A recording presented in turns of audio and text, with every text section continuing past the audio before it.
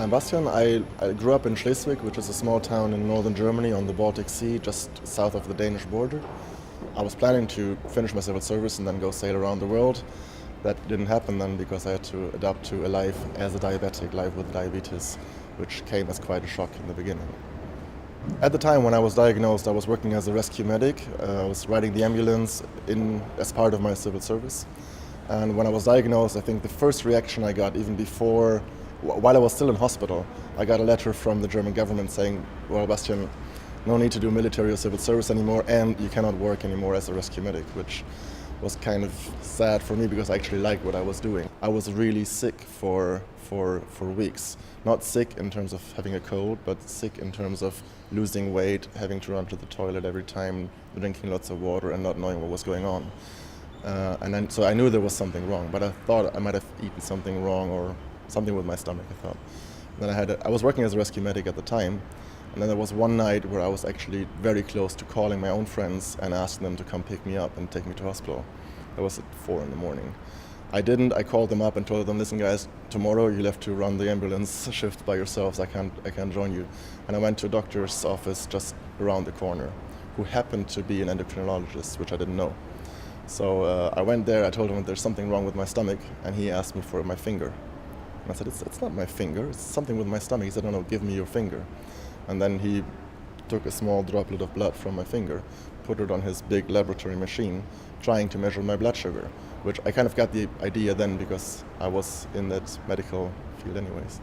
And then his machine said error too high. So even with a big laboratory machine in his office, he couldn't determine my blood sugar because it was probably above 600, which is usually the limit. So he immediately called an ambulance and sent me to intensive care, where I stayed for a couple of days. And then the whole training started on how to self-manage your diabetes. I'm not saying every diabetic needs a CGM on a daily basis. I do use it and I love it. I love this piece of innovation because it helps me be much more flexible in daily life. For me personally, this innovation, this CGM system, enabled me to do things that I've always dreamed of doing, like sailing around the world. So when I flew to New Zealand to join that crew to sail across the Southern Ocean, around Cape Horn and transatlantic, there were huge debates in my sailing club about whether or not this guy Bastian should be allowed as a type 1 diabetic to come on board and to stay on board for half a year on the Southern Ocean, thousands of miles away from any kind of support should something happen. And I told them, listen guys, I have been in charge of my own diabetes for over a decade. I know what I'm doing. I've been sailing around the Baltic single-handed for 2 years. Nothing ever happened to me. But it wouldn't really convince them. But then I came up with the idea, look, show them your CGM. Show them what this is doing for me. And I told them, listen guys, I have this sensor sitting on my skin and I have a small receiver and I can put this next to your plotter, next to your navigational equipment. So all the crew can see whether I'm fine, whether my blood sugar levels are normal, whether they're going up or going down, and I can set an alarm. So this little device on my skin will tell not only me, but the rest of the crew if something's wrong. And that made a huge difference for me and finally enabled me to fly to New Zealand, get on board and sail from New Zealand, Cape Horn, back to Germany.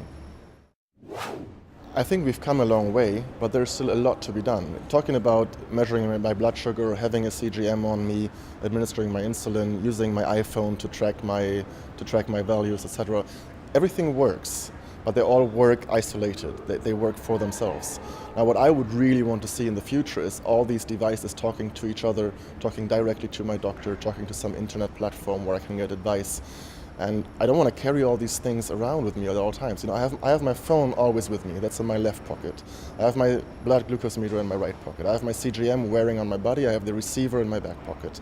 I have my pen. I have my pump possibly in the future. Now, you need a bag to carry around all this stuff all the times. While technology-wise, it would definitely be possible to have all these things work and talk to each other. So basically, all I would need is the small sensor and my iPhone. I'd like to say thank you to the medtech industry for continuing to innovate. Keep it up.